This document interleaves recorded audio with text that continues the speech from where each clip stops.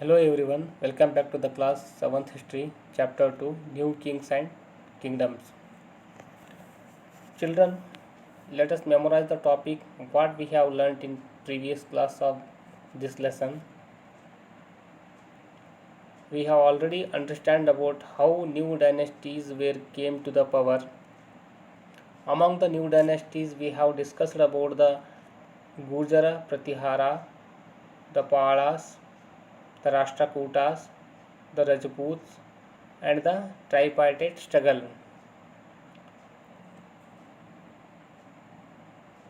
Let us in today class we are going to study about the Turkey's invention and the Cholas. The Turkey's invention and the Cholas. Children, we have already understand about many famous kingdoms or king. They were always fighting with each other for supremacy. These battles made them weak. That's why they could neither defend themselves individually nor unite against the Turkish invasion. So this is the main reason for Turkish invasion to India. So let us start the Turkish invasion topic. The Turkish invasion. The first invader of Turkish invasion, Muhammad of Ghazni. Muhammad of Ghazni was the first independent ruler of Turkey dynasty of Ghazni from Afghanistan.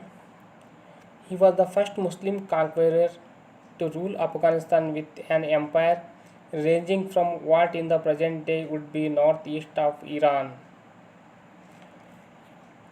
He ruled from 997 to 1030 AD. He extended his control over parts of Central Asia, Iran, and the northwestern part of the subcontinent. In order to bring wealth and build a large army, he raided the Indian subcontinent 17th time between 1080 to 1027. Children, remember this. He raided or invaded India how many times? 17 times in between the time 1000 to 1027 times. This is very important. He mainly attacked the temples, towns in northern India. He may always during his invasion time most of his invading inventions that related to only temples because he had heard that there was a lot of gold and jewelry kept in the big temples of India. Destroying temples had another advantage because he was the lot of wealth inside the temples. That's why always he invading only the temples. He obtained religious merit by destroying images. That's why he is called idol breaker. He is called as a idol breaker because of he destroying always the temple's idols of the temple. That's why he is called as a idol breaker. He destroyed the temples and took away gold and jewelry. Some of his famous campaigns were against Nagarkot, Thaneshwar, Mathura, and Kanauj. His 15th invasion against the temple of Somnath in Gujarat was the most destructive one. Among his invasion, the Somnath temple invasion is very important because it is very destructive one. Somnath temple at Gujarat. He died in 1030 AD and the people of northern India felt relieved. Muhammad was very interested to know about India and the condition of its people. So in one of his campaigns, Muhammad was accompanied by a great Persian scholar, Al-Biruni. Al-Biruni lived for many years in India, learned Sanskrit and wrote an excellent book on India named Kitab-ul-Hind. What is the book name? Kitab-ul-Hind, written by Al-Biruni, which save a source of history. In this way, we can see many invasions in India by Muhammad Ghazni. Children, look at the picture of the Somanatha temple at Gujarat, invaded by Muhammad Ghazni. Next, Turkey invader Muhammad Ghori. His period 1175 to 1206. Muhammad Ghazni is succeeded by Muhammad Ghori. Muhammad Ghori was also the ruler of the small kingdom in Afghanistan. He invaded India not just to plunder its wealth but also to establish Islam rule over India. Children, here remember, if we compare the Muhammad Ghori and Muhammad Ghazni, both are Turkey invaders, but intention is different. When we talk about the Muhammad Ghazni, his intention is different. He wanted to loot the wealth of India, not to spread Islam over India. But Muhammad Ghori, he wanted to establish Islam rule over India. So that is the main difference in between the Turkey invaders. Remember this. Prithviraj Chauhan was contemporary of Ghori. In 1191 AD, Prithviraj Chauhan defeated Muhammad Ghori in the first battle of Tarain. About the Tarain battle, I already explained you in the previous class. Here given. The Prithviraj Chauhan defeated Muhammad Ghori in the first battle of Tarain. In this battle, Ghori had to flee from the battlefield with the bleeding wounds, but he very next year in the year 1192 AD, he defeated Prithviraj in the second battle of Tarain. Prithviraj was captured and ultimately executed. This defeat is regarded as a turning point in Indian history. This is because it resulted in foundation of Turkey's rule in India.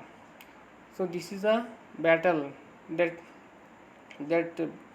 battle caused to a Turkey rule India. So that's why this Tarain battle is very important. There are two Tarain battles are there. Those are held in the first Tarain battle held in the year 1191, second Tarain battle held in the year 1192. In the year 1206 AD, Muhammad Ghori was murdered. His territory in North India was left under control of his general Qutbuddin Aibak. After the death of the Muhammad Ghori, Qutbuddin Aibak took the power in North India. Qutbuddin Aibak was the slave of Muhammad Ghori. Here, Qutbuddin Aibak.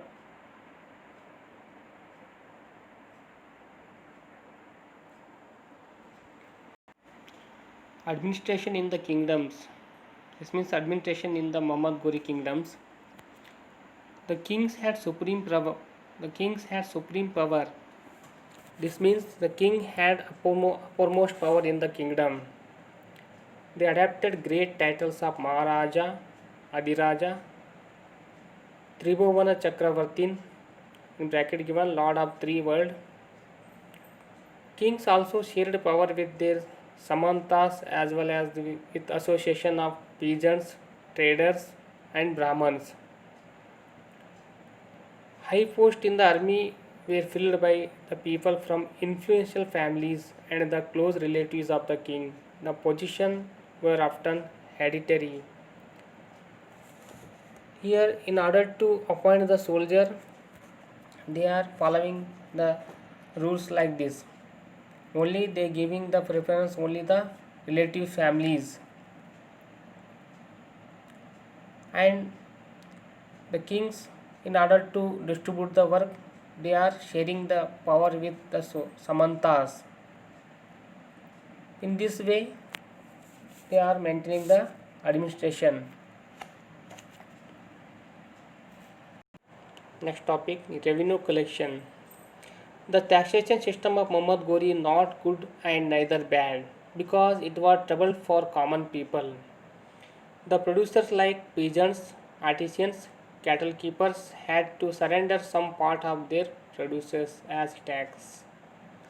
Sometimes a part of the produce was claimed as a rent because land was the property of Lord. Revenue was also collected from traders. There was expansion of trade across seas and the frontiers of the kingdom, thus, revenue collection was broad based. Generally, people from the influential families and close relatives of the king collected revenue for the king. These positions were often hereditary. Next, uses of revenue. In this kingdom, resources were used for the following purpose: to finance the king establishment, to construct temples and forts, to fight wars. Remarkably, kings expected that the wars would lead to the acquisition of wealth in the form of the gold, jewelry, land, as well as trade routes. Next topic: Prashastis. Prashasti, the meaning of Prashasti is prize. The Prashasti were often written in praise of the king. They mentioned in the king of valiant, victorious warriors. They described in the king achievements. These Prashasti were composed by learned Brahmins. Children, we can see the examples of other Prashastis. Those are Nashik Prashasti during the Satavahana period, Prayaga Prashasti during the Gupta period. So like this we can see the many Prashastis. Next, critical writings. In contrast to the writers of the Prashasti, a 12th century author named Kallana was often critical about rulers and their policies. He composed a long Sanskrit poem that contained a history of the kings of Kashmir. He took the help of the variety of the sources such as inscriptions, documents, earlier historians, eyewitness accounts, etc. to complete his work.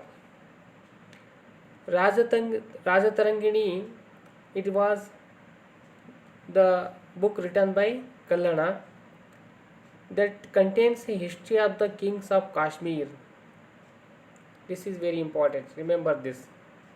Next topic, land grants. Kings often rewarded Brahmins by grant of land. The grants were recorded on copper plates. These recorded plates were given to those who received the land. A person who received the land could collect taxes from it. Here, land grant means land given to Brahmanas, and it was tax-free land in the form of whole village donated to Brahmanas. So, in this way, we can see the rule of Turkeys. Next topic is Cholas. Let us study about the Cholas. Chola dynasty was the most prominent of the South Indian plains. They were earlier subordinates to the Pallava kings of Kanchipuram. Vijayalaya Chola was the founder of this dynasty, which ruled from 846 to 871 AD. Vijayalaya, he built the town of Tanjavur and made it his capital, and he also built the temple Nishumba Sudini, which is the temple Nishumba Sudini built by the king Vijayalaya. Remember this. Rajaraja I and Rajendra Chola were famous kings of this dynasty. Rajaraja I reorganized the administration of the empire, and Rajendra I raided Ganga Valley, Sri Lanka, and the countries of Southeast Asia, and he developed a powerful navy for these expedition. Expedition means campaign. Children, look at the kingdom of Chola on India map. See here, this is the Chola kingdom, and during the same time we can see the many other small kingdoms also there. During the same time, here the Kanchi, who ruled Kanchi here? Pallavas, Kadambas, Chalukyas under Vikramaditya, here Kadambas. So this is the dynasty of Cholas.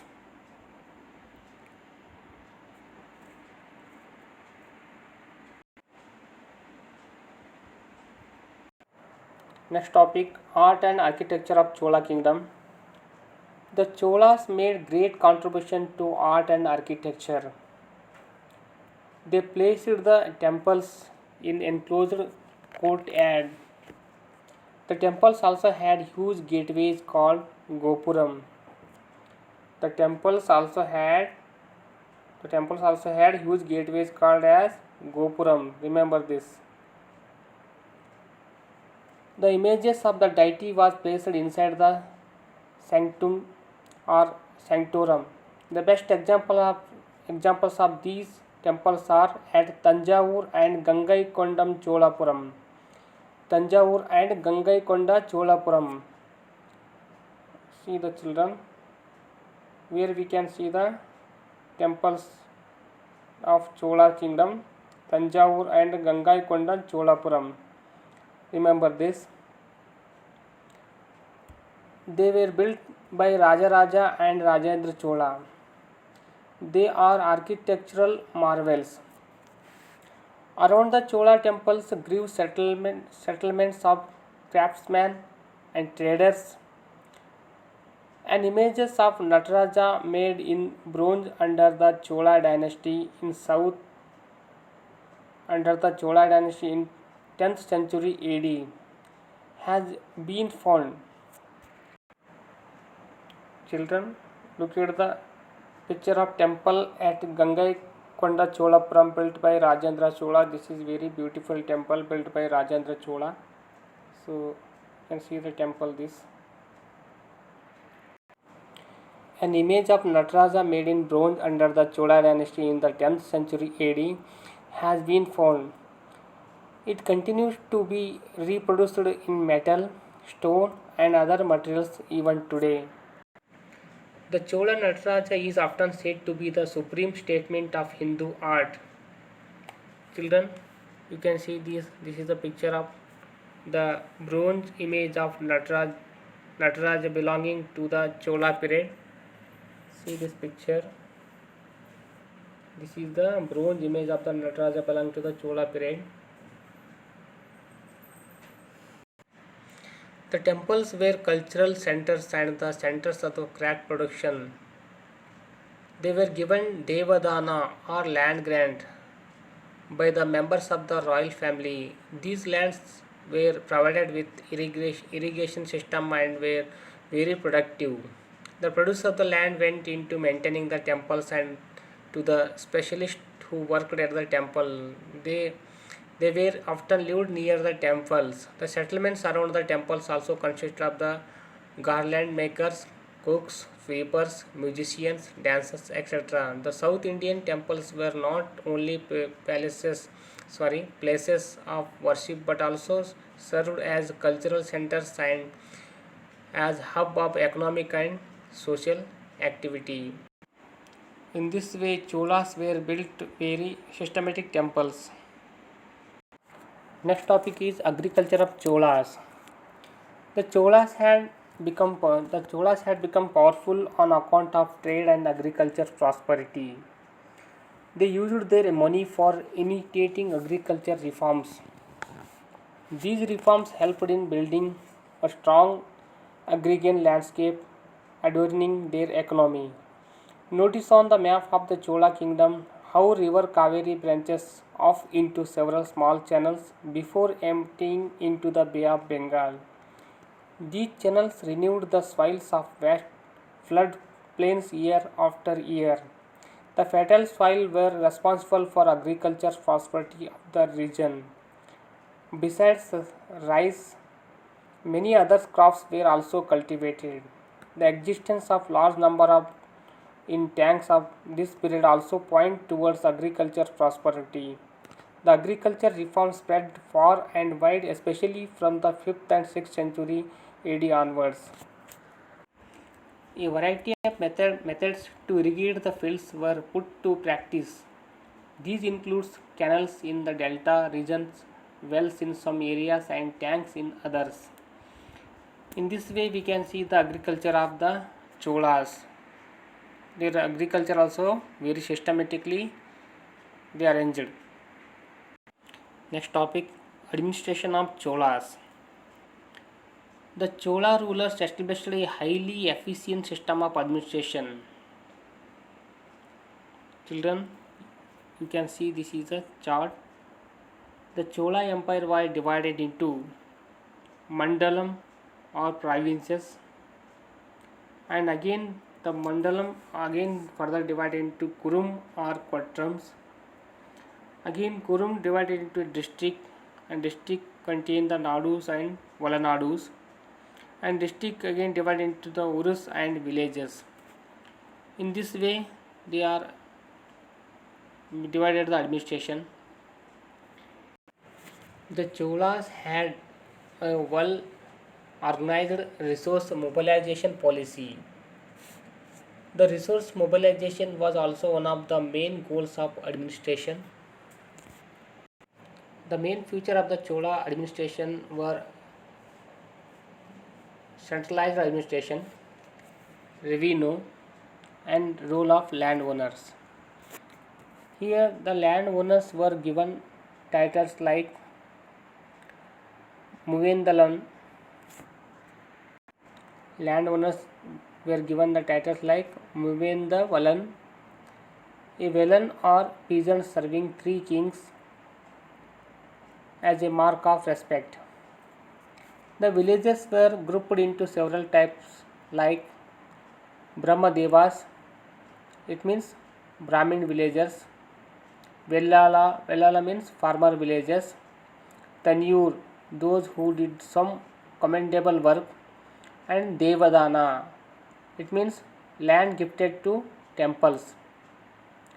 A village was an area that had wetlands, dry lands, or means cultivators, village site, houses, house gardens, Manaram means meeting palace, westlands for grazing cattle, tanks, cow pens, hedges, forest lands, barren lands, brackish lands, streams, channels, rivers, arable land, near rivers, pits of water, and trees. It means the village contain all these type of the area.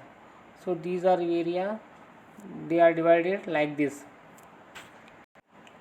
The assembly of the Brahmins was known as the Sabha. What is Sabha? The assembly of the Brahmins was known as the Sabha. It was very powerful institution. Sabha is here very powerful institution. It looked after the land gifted to Brahmins. The assemblies were well organized and functioned efficiently. The main feature of the organization of the Sabha were the following. First one, committees. There were separate committees to look after each different aspect of land gifted to Brahmins. One of the committees looked after the irrigation works, another after gardens, still another after temples, and so on. Second one, membership. The names of eligible members written on palm leaves were put in an earthen pot. A boy was asked to take out specific number of each committee. In this way the committees were constituted. So children, in this way we can see very well organized administration system of Cholas. And now this lesson completed. Let us meet again with another lesson in next video. Thank you.